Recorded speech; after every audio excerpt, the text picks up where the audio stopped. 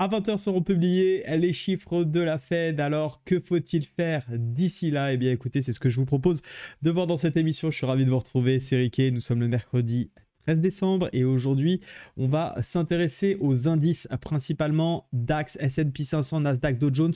Faire une revue de ce qu'on a dit en début de semaine. Il y a une chose intéressante sur le DAX que je souhaite vous montrer par rapport aux configurations que j'aime trader. Donc on va voir ça un petit peu ensemble et puis on va rapidement revoir le calendrier économique. Vous le voyez pour cet après-midi, on a quelques données qui vont avoir de l'importance, bien évidemment, les prix à la production, suite d'ailleurs à la publication des chiffres de l'inflation hier qui, je vous le rappelle, est en train de décélérer dans son augmentation. Attention, on n'a pas une baisse de l'inflation, on a juste une inflation qui monte moins rapidement, c'est important à avoir en tête, mais malgré tout, cela semble montrer bien qu'on arrive à contenir un peu mieux cette inflation qui a encore quelques mois et donc potentiellement que les efforts de la Fed commencent à payer et de fait eh bien, les marchés apprécient. On a vu encore une fois les indices américains orientés à la hausse hier et donc il faut continuer tant que le narratif est là, tant que ça marche, tant que les niveaux continuent. Encore une fois, je vous le dis, je vous le répète, la tendance se poursuit ce fois et se retourne une seule fois, donc on va essayer de trader ça. 20h, communiqué du FOMC, décision de la Fed. Pour ma part, c'est plutôt des journées où j'ai tendance à rester à l'écart. Il y a très peu de volatilité dans ces moments-là. On est souvent bloqué entre deux zones et puis à 20h, bouchon de champagne, ça explose. Et donc, il vaut mieux éviter de se mettre en travers. En attendant, on parlera de l'Ethereum dans un instant, plutôt en fin d'émission, si cela vous intéresse. Il y a un petit quelque chose qui me plaît bien aussi, mais comme je vous l'ai dit, on va démarrer avec les indices et notamment celui européen. Pour l'instant, hein, c'est du caviar quand on voit ça en daily. Hein. Regardez bien cette correction magnifique en configuration de drapeau, qui sont vraiment des configurations que j'adore. Et plus elles sont sur des grosses unités de temps, plus elles fonctionnent. Hier, ça n'a pas trop mal marché sur le gold, un peu juste par rapport aux objectifs. Et on a une réaction, donc probablement pas mal de break-even si vous avez suivi ce trade, qui était assez intéressant. Malgré tout, on l'avait vu sur le Dow Jones, ça a très bien marché. On le voit ici sur le DAX, qui est sublime. Alors, ça marchera pas aussi bien, j'ai envie de dire à chaque fois, et que ça soit aussi impulsif. Mais voilà, on a un contexte qui fait qu'aujourd'hui ça pousse. On a des marchés qui veulent aller vers le haut, et donc il faut trader ces choses-là. On avait vu également pas mal de configurations intéressantes, ce petit biseau qui avait apporté la correction avant de continuer par la hausse suite aux bonnes décisions publiées du côté de l'Allemagne et notamment du côté de la zone euro. Et puis on continue de monter, on continue de franchir les derniers plus hauts les uns après les autres. Pourquoi je veux vous montrer le DAX aujourd'hui? Eh bien tout simplement parce qu'on a une jolie petite configuration ici qui pourrait se mettre en place, encore une fois elle n'est pas validée, une petite épaule tête-épaule un peu serrée en 4 heures, si on l'observe en 1 heure elle est sympa. Alors l'épaule est un peu doublée, bon en réalité ça change pas grand chose, certes j'aurais préféré, si elle cassait, voir la chose directement et aller chercher pourquoi pas cette zone-là. Est-ce que je vais trader l'épaule tête-épaule? Certainement pas, on est beaucoup trop haussier et encore une fois, c'est pas une énorme épaule tête-épaule, c'est pas une très grosse construction de prix qui me plaît à travailler en short. Je ne dis pas qu'on ne peut pas le faire, si vous voulez être systématique et faire du contre-tendance, c'est envisageable. D'un point de vue RR, je le vois déjà, ça va pas me plaire, d'un point de vue money management, donc déjà cette option je l'oublie. En revanche, pourquoi je la surveille quand même cette épaule tête-épaule? Eh bien tout simplement pour essayer de me repositionner derrière dans le sens de la tendance et bien évidemment cette petite zone qui avait servi de résistance, on l'avait vu ici à 2-3 reprises, eh bien elle n'a jamais été retestée depuis qu'elle a été cassée et donc cette zone sur le DAX ici, je vous invite à la surveiller, les 16 700 sur prix futur parce que eh bien elle pourrait servir de joli support en cas bien évidemment de correction. Pour le moment, je vous parle de ça uniquement si on est amené à corriger. Pour le moment, ça monte. Pour le moment, ça grimpe. Et qu'est-ce qu'on fait quand ça monte et ça grimpe? Eh bien, on cherche des achats. Donc, toutes vos configurations de trading à l'achat, je vous invite bien évidemment à appuyer dessus tant qu'on n'a pas ce filtre négatif, comme je le qualifie souvent avec les membres d'analyse technique pro, qui nous bloque. Voilà du concernant le DAX qui me paraissait intéressant.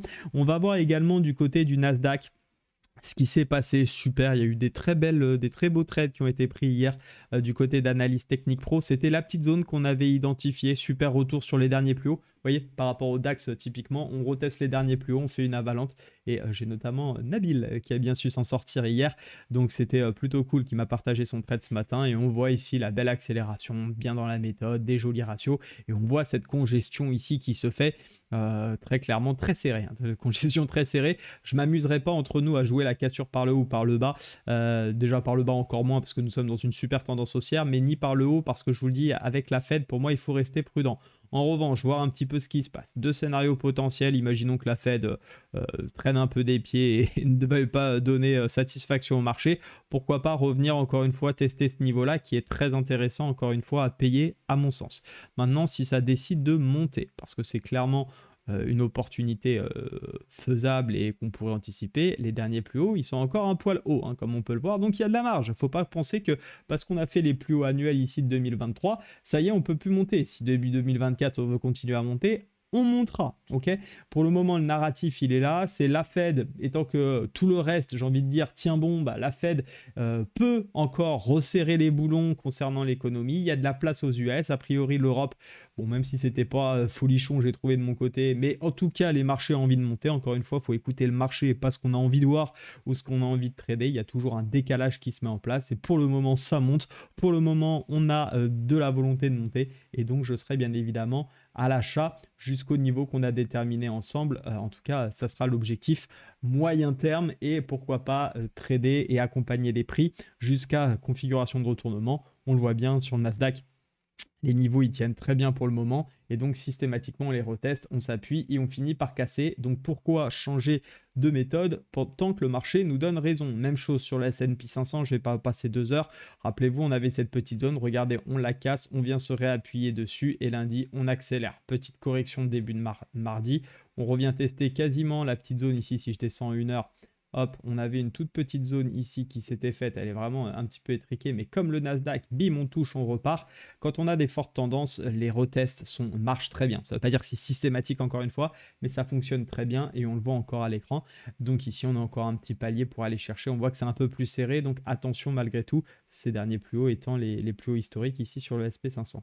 Concernant le Dow Jones, on est également dans la même configuration. Alors hier, lui, il n'est pas forcément revenu sur les prix que j'attendais, ce qui ne m'a pas forcément permis de trader, mais on avait une très jolie réintégration d'OPR avec un super ratio, des setups qu'on adore travailler dans les continuations de tendance. Pour le coup, j'étais exposé sur le gold, donc j'ai pas pris celui-ci. Super ratio de 2,32 et on pouvait faire encore mieux.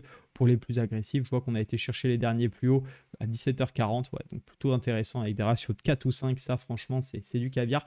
Honnêtement, j'aurais jamais tenu jusqu'à 4, je me serais arrêté sur ce niveau-là, donc bravo à tous ceux qui ont su trader ça, c'est vraiment top. Et pareil, on est dans la même configuration, vous le voyez, on est dans l'attente désormais, je pense pas qu'il se passe grand-chose, attention au mouvement impulsif dans un sens ou dans l'autre à l'open, honnêtement, par expérience, je le dis, je le répète, il se passe pas grand-chose habituellement les journées de Fed, donc soyez extrêmement prudent, attendez de voir demain, attendez d'être prudent. Si petite chose, tiens aussi j'en profite, pour une fois que je suis assez rapide et comme il n'y a pas grand chose à dire, je vais vous présenter d'autres actifs que je surveille pour les membres notamment d'Analyse Technique Pro, hein. C'est pas parce que moi je les traite pas que on ne les analyse pas, bien au contraire, je suis là pour aider chacun et c'est toujours intéressant de toute façon de voir que nos méthodes marchent aussi sur d'autres actifs. D'ailleurs en parlant de méthode et en parlant de review de trade, sachez que j'ai réouvert 5 places, il m'en reste 3 actuellement pour bien, du suivi régulier. C'est pas du coaching où tu prends à l'heure, enfin tu as la possibilité si tu le souhaites, mais c'est plutôt du suivi régulier. Je propose des offres au mois, sur 3 mois ou sur 6 mois avec de l'accompagnement. L'idée c'est de pouvoir suivre ta progression, corriger ce qui ne va pas, te trouver des pistes de travail. C'est du coaching individuel. Il y a 3 places encore qui sont ouvertes. Si ça t'intéresse, tu as tout ce qu'il faut sur le Telegram, je t'invite à nous rejoindre. Et d'ailleurs, si tu veux commencer à te former, parce qu'en plus tu me découvres et que pour l'instant, tu n'as pas forcément trop de problématiques, mais que tu aimerais bien avoir de la donnée qui est bonne, en tout cas d'une méthode et au moins des premières bases solides, eh bien tu as ma formation gratuite, je t'invite à la télécharger, tu as le lien en description, comme c'est indiqué sous ma petite ganache dans la vidéo. Concernant donc le pétrole, je te le disais, on a un gros niveau ici qui nous attend et forcément, eh bien, je serai complètement à la recherche ici, si j'étais trader de pétrole, à la recherche d'achat. Pour l'instant, on est dans une tendance qui baisse, on le voit, c'est très baissier et donc pour moi, il faut aller chercher des ventes en day trading. C'est un actif qui est assez intéressant. Attention, il y a une réunion de l'OPEP cet après-midi, donc vous prenez pas les pieds dans le tapis, soyez prudents. Pourquoi pas, si ça remonte, chercher des ventes ici dans la zone des 72, hein, qui peut être intéressante. Je vous enlève mes gribouillages parce que vous allez me dire, mais c'est quoi ce travail de cochon? Et vous avez bien raison. Mais c'est vrai que cette petite zone ici, on la voit. Si je prends ce point bas là et qu'on prend toute cette zone, voire même un petit peu au-dessus, tout ça, là, si on a des beaux setups vendeurs en 1 heure, 4 heures et qu'on veut faire du swing, faut pas hésiter à y aller, hein. Pour moi, il faut appuyer pour aller chercher beaucoup, beaucoup plus bas. On peut vraiment faire des belles choses dans ces configurations, même si ça ne marche pas. Pensez au ratio que vous pouvez avoir ici, ça peut vraiment vous changer une année de faire ce type de trade quand on a des si belles configurations. Donc, n'hésitez pas à en profiter. Voilà, concernant le pétrole, je termine donc avec Ethereum qui me plaît bien, plus que Bitcoin d'ailleurs.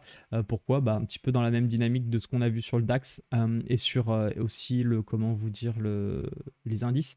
Regardez, on est sur une zone de polarité, pardon, je suis en daily, en 4 heures, on va pas bien voir. Ici, on voit que c'est une zone qui a été beaucoup travaillée dans le passé. C'est le dernier point haut qu'on n'avait pas réussi à casser. Et puis, on avait plutôt bien accéléré. Et ça, c'est vraiment les mouvements que j'adore sur notamment Ethereum, sur les cryptos ou sur les actions. C'est quand on a des grosses zones qui tiennent et que ça explose direct. Parce que ça veut dire qu'il y a du monde qui est rentré. Il y a des personnes qui prennent des profits et elles vont forcément, il y a de fortes chances que les niveaux, si on revienne les tester, eh bien, ils soient payés de nouveau pour aller rechercher de la performance, entre guillemets, on prend des profits, on re-rentre, on prend des profits, on re-rentre. Les traders un peu dynamiques sur des tendances surfées, bah, ça fonctionne beaucoup comme ça. Et là, justement, cette zone me plaît énormément. Je sais pas, on a quasiment un marteau, c'est pas forcément encore ce que j'aime bien. On a une pseudo-avalanche, c'est encore un poil juste peut-être pour rentrer, mais pourquoi pas rentrer un petit peu plus haut, en réalité, c'est pas très grave. On a aussi, sinon peut-être une sorte de biseau qui est en train de se mettre en place. Plutôt un canal, donc pas forcément une configuration de retournement ici, mais il y a des choses à suivre à mon avis. En tout cas, là j'ai pas assez pour payer comme ça, il me faudra un peu plus de structure. J'ai pas vraiment de configuration en chandelier japonais qui m'intéresse, je descends rarement en dessous du 4 heures en plus en comment vous expliquer, en crypto, donc pourquoi pas venir même gratter un petit peu plus bas, re-rentrer et puis revoir une impulsion, et dans ce cas-là se protéger là-dessous, essayer d'aller chercher ce niveau-là. Je pense que ça peut faire vraiment des jolis ratios, hein.